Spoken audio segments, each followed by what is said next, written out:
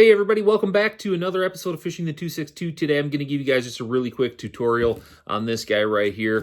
That is my favorite dirty water jig of all time, you guys. I've been fishing this thing for probably 3 seasons now. I call it Tombstone. It was inspired by actually my Undertaker memorabilia collection of all things. So at any rate, let's get over to the vise. I'll show you guys how I tie this thing up. All right, you guys, as I stated in the intro, this is my favorite dirty water jig of all time. In the vise, we have a Do-It Molds Trocar Arky head, and they are painted in Junebug with green flake. So for this build, grab my bobbin here. We're going to use chartreuse thread. This is going to be 2.5 tabs. I pre-cut them all.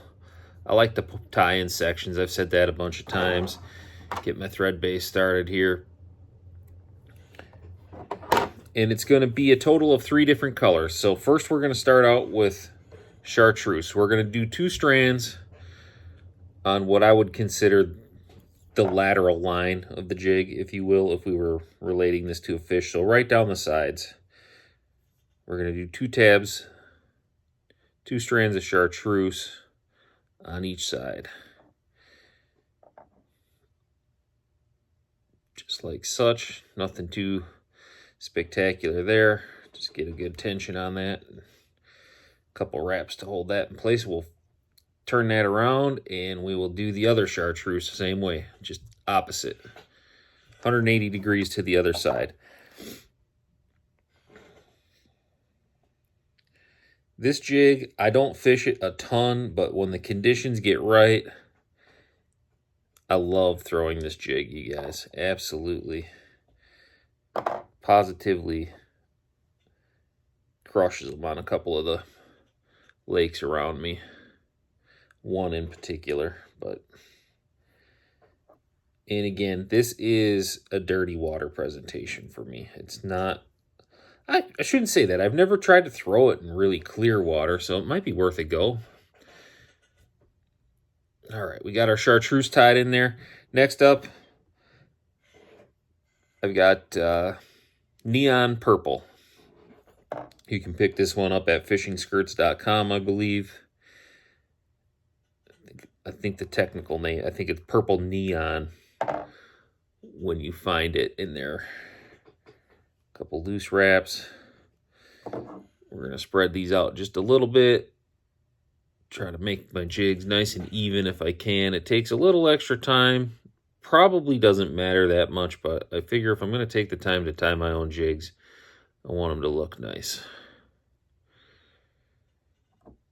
So that's the back of the jig, or the top of the jig. I don't know, however you want to describe that orientation, but a little bit of tension on there again.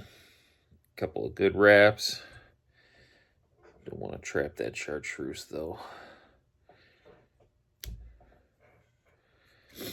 Now we're going to flip that 180 degrees.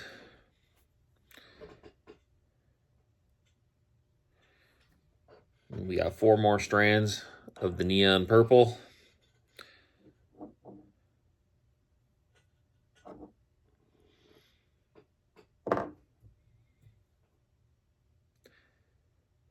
And you guys, once you start doing this on your own at home and you're not talking to a camera, this goes really quick. It's really nice to be able to tie your own jigs and just show them something a little bit different from time to time. I don't know that they're really truly studying the color, but this, like I said, I think it's the combination of the neon purple and the chartreuse that probably shows up in that dirty water really well. Happy with that one strand right there, but that's going to be good enough. And these do not have to be perfect, you guys. Obviously, take your time with them. Make them as nice as you can, but the fish will eat the sloppy ties too. That's one thing I found out over the years for sure. All right, so we got our chartreuse and our neon purple tied in. Up next, this is a Zoom color. This is Zoom Junebug, and it's a real dark purple with green shimmer in it. So we're going to do a 1/2 tab of that.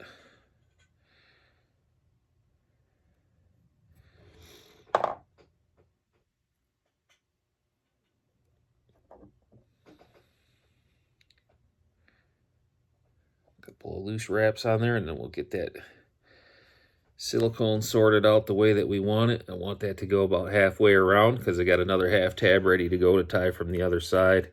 And you can tie these tabs on in full if you want, you guys, and it'll save you a bunch of time. I just like to try to get my jigs as evened out as humanly possible if I'm going to take the time to do it. And you can see when we add that tension. Oh, we got one trapped in there. When you add the tension, it's going to give that jig a little more flair too. So one more time around, and then we'll flip this 180 degrees, and we'll do our second strand of green and June bug again.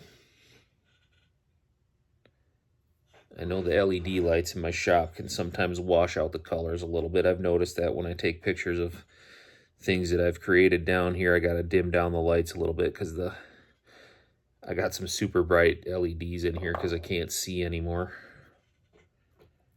Got one little strand that's trapped in there, but it's not going to be a problem.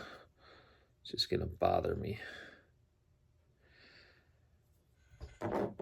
And we'll spread those out, get that as even as we can.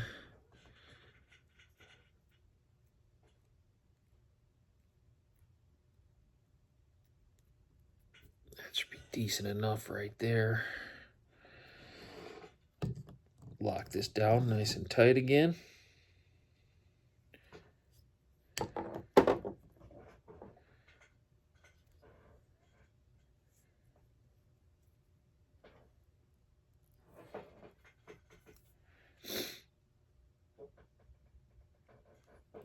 This is 210 flat wax, so you can give it a pretty good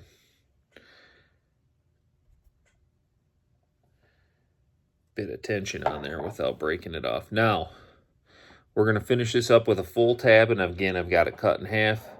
That's just jet black. Nothing fancy there. It's just a straight black, no glitter. Just kind of softens up some things a little bit here.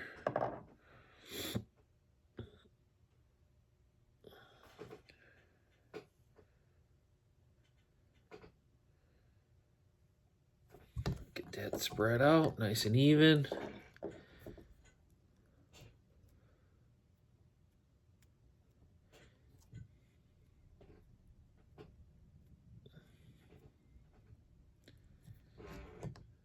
Happy with that. We'll lock that in with some tension. A couple of quick wraps.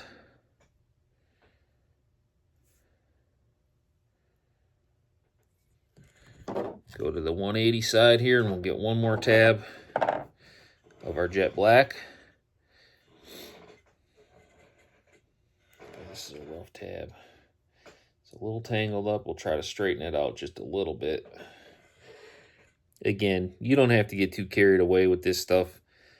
I'm just a little particular, and I don't think it even matters. It's just the way that I am, I guess. Couple loose wraps. Get that black nice and evenly distributed.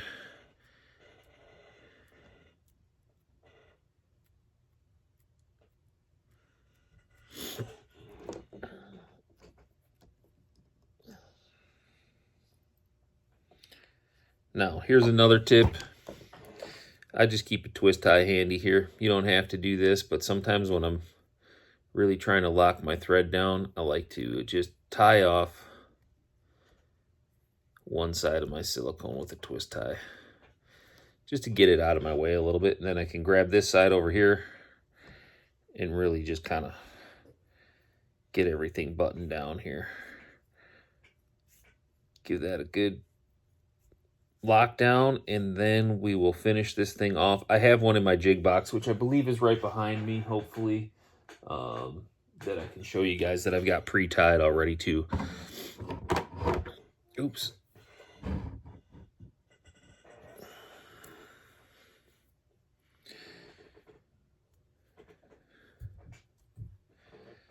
And again, I don't have a whip finish tool. I just use this old little piece of braid. 3, 4, 5, 6, 7, 8, 9. I like 10 times around. Pull that through our loop like you've seen me do before on some of my other videos. Grab my tag ends.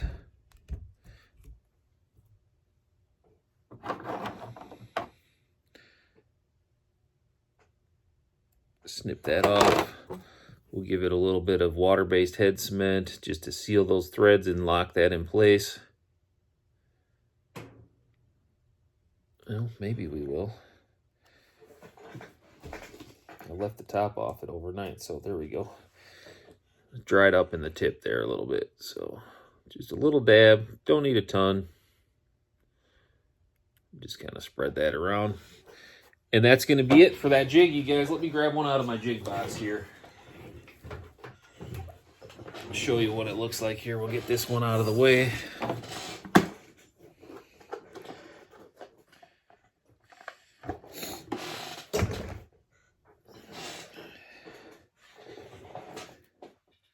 This one has the weed guard all glued in place. See that chartreuse kind of pops through there. You can see the green flake shows up really well. Absolute slayer in the dirty water, you guys. Tie these up if you don't have success on it. I'd be pretty surprised. I think this thing really shines. Dirtier the water. Like, if you'd use black and blue, throw this in its place and see how you do. For me, it's been tremendously successful. I throw this quite a lot now in place of black and blue. It's just something different to show them. Easy to tie, easy to fish. You can throw like a straight black chunk on there if you want. If you want, you can do black and then take a little spike it and dye the tips of your jig, trailer, chartreuse, something along those lines. But there you have it, you guys. Dirty water special right here. I call this one Tombstone. It was kind of inspired by my favorite wrestler, The Undertaker, with the black and purple. So that's why we call it Tombstone. Thanks for tuning in, everybody. We'll catch you guys on the next video. Tight lines, everyone.